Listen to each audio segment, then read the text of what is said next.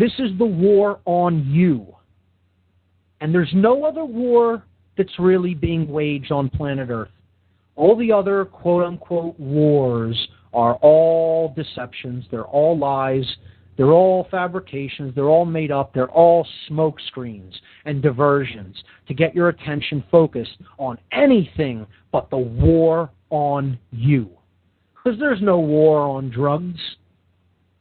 That's a war on consciousness. There's no war on homelessness. There's no war on poverty. There's no war on ignorance.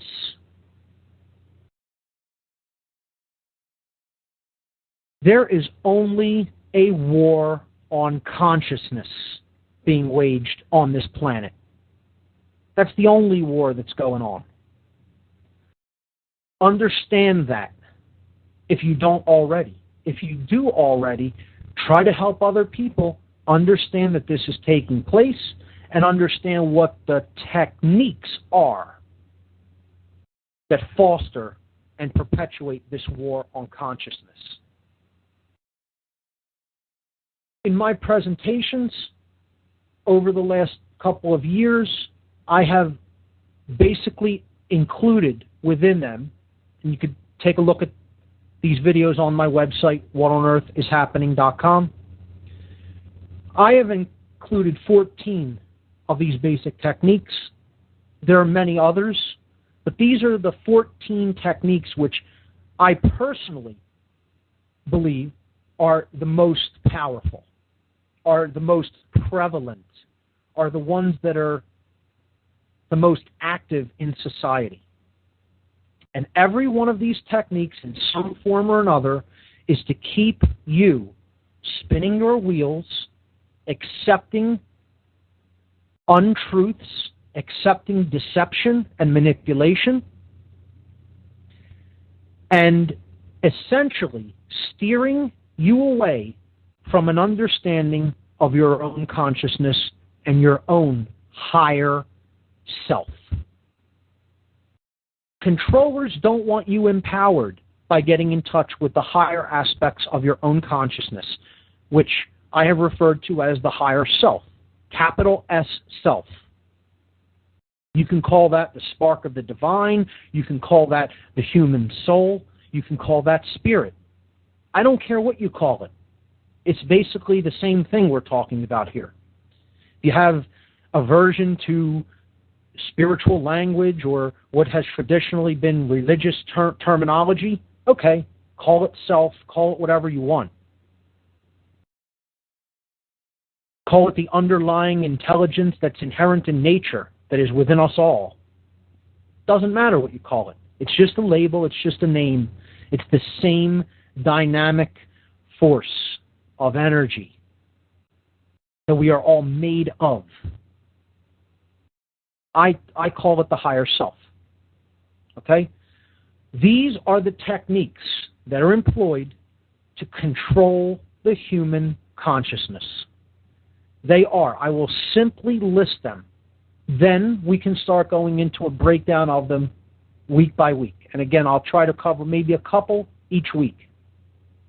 The first of these methods of manipulation, these sorcerer techniques, is called obfuscation. So I'll spell that for the listening audience. Obfuscation is O-B-F-U-S-C-A-T-I-O-N. Obfuscation. This means confusing in a simple way one thing for another. Most of the time, the thing you are confusing with another thing is the polar opposite of that very thing. So black is white, up is down, left is right, etc. That's obfuscation. We'll get into it in detail. The second technique is called worldview poisoning. Worldview poisoning. This is getting people to have a disunified view of themselves and others. Not caring about the suffering of others, the whole misanthropy, hating humanity in general, thinking that there are too many people, the world is overpopulated, etc., etc., etc. Worldview poisoning. There are many different ways that our worldviews, which we talked about, the concept of worldview, can become utterly poisoned. And this is a big sticking point. It's one of the most critical forms of manipulation. We'll talk about that in upcoming weeks. The exploitation of primal fears. Yes, humanity has primal fears that stem from our ancient ancestry and former ways of life that we lived in for hundreds or thousands of years. And these patterns become ingrained in the very physiology of the human brain and the biochemical patterns of the synapses of the brain. Neural pathways have built up. People have fears that are ancient, that they don't understand. They're archetypal fears. I call them primal fears. A primal fear is the fear of darkness, fears of animals, fears of abandonment,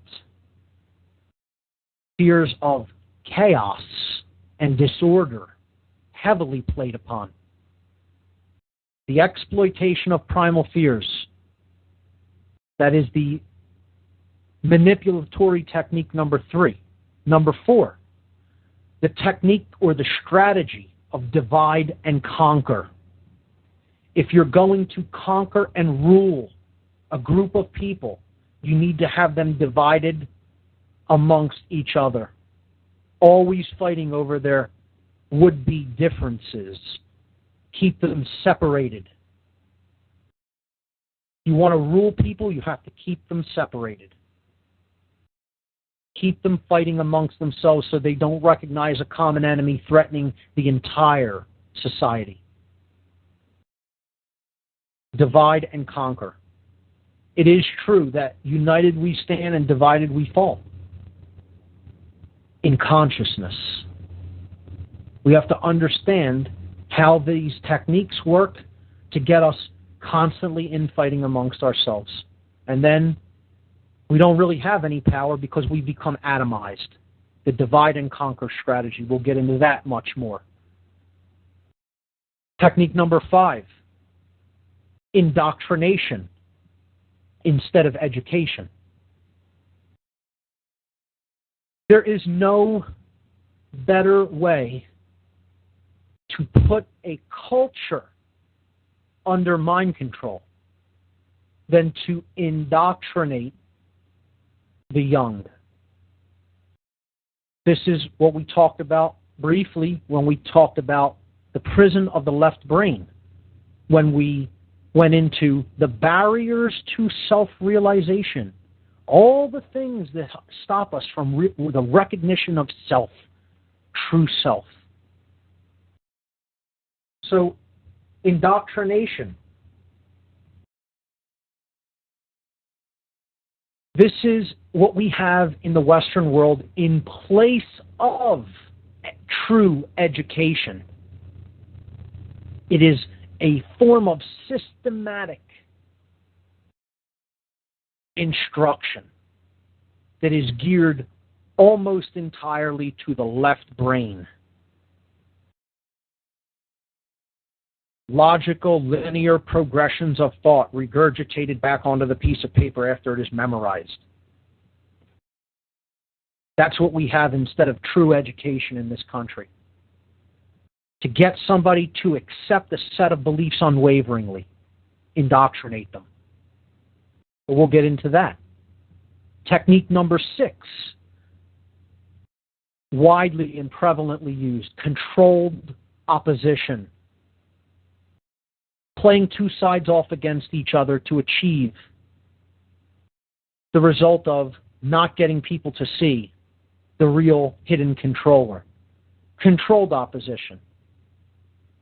Well, the agenda is the one who's wielding the agenda is the puppet master in the background holding the two puppets, but he's making them fight amongst each other. And people are watching the puppet show going, oh, I like the puppet on the left. No, I like the puppet on the right. When in fact they're not making any of the real decisions or calling any of the real shots. The puppet master is. And he's getting these controlled opposition groups or puppets to war amongst each other just to put on a little dog and pony show, a little puppet show as a means of distraction, just to distract from where the true power is being wielded from, and to distract one from understanding the true self, to get them looking into anything that creates division and creates infighting. Goes hand in hand with divide and conquer. Technique number 7, a huge one, and probably one of the ones that's the most monolithic and monumental, and is going to take some of the most effort to overcome, because, as I stated before in previous weeks, the biggest, most unquestioned form of mind control, which is the only religion, the only true religion of this planet, is the monetary system. Dogma is a completely unquestioned belief. The monetary system has become dogma on this world. Who questions the very existence of money? Well, the only people that really truly question the very existence of money are people who are no longer under mind control. Because money has never been real, isn't real now, and never will be real. And that's something that most people will go to their doom refusing to accept. To their doom. They will take enormity of suffering unto death and still refuse to accept that true reality, that there is no such thing as money in the natural world. Doesn't exist, never has, and never will. But the financial system is the most monolithic form of mind manipulation that has ever existed on this planet. It's more pervasive than any religion, and it is the overarching religion. This is the widest held belief in something that holds back the evolutionary progress of humanity, that is the most widely accepted in every culture, in every corner of the globe, the monetary system. So we'll get into that as one of the forms of manipulation and mind control. The 8th method is the control of mass media. If you control what information people get to see and hear, you basically control their consciousness. The 9th methodology is food, in quotes, and medicine, in quotes. And we could do many shows about this, because this is also monolithic, and it is also one of the things that keeps people under the most control through the destruction of the physical vehicle for consciousness, the body and the brain. We are actively being poisoned through what we eat and the so-called medications that we take in the world. And that is also something that people will be very resistant to hearing, but it is constantly going on all over the world. Our food is of substandard quality, and medication is often poison that does way more harm than it could ever do good. And we'll expose a lot of this on this show in future weeks. That was technique number 9. Technique number 10, the method of manipulation, the illusion of time. Here's where we get into a more abstract one that is a heady notion. And we will look at time as a abstract notion that basically controls the subconscious. Time that is based in physical objects moving in space, that materializes time.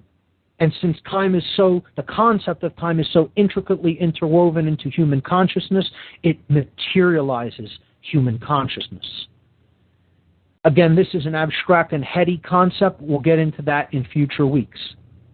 Technique number 11, the denial, hassle, ridicule factor. Or in other words, us policing ourselves, because we don't want to be viewed as the conspiracy nut or the guy who thinks 9/11 was an inside job, or the guy who thinks that Satanists run the world, etc., etc., etc. I don't want to be viewed outside of the quote-unquote norm. It doesn't matter if the norm is a group of mind-controlled followers. I'd just rather not have their derision and ridicule. I want to stay in the hassle-free zone, in denial, cognitive dissonance, ignoring reality, the ostrich with its head in the sand. I call this the DHR factor: denial, hassle, ridicule. And then we'll look at the three big, huge techniques that I would say even transcend the financial system, because they go so deep to the human psychological subconscious mind. This is religion. Religion specifically as occult binding. And we will talk about on this show how the occultists of this world are the inventors of, the originators of all of the world's religions. And that will be a painful thing for many people to hear. Occultists invented the religions that you believe in, folks. Don't want to believe it? Believe whatever you want. That's what they did. They invented all of the religions of the world. Every one of them. You can discover this, you can read about this, you can actually research this for yourself. Start to look into the origins of religions instead of just listening to what people say about them. They were derived from these mystery school traditions that I'm referring to. That's technique number 12. Religion. Binding, as I refer to it as simply, because that is what religion is.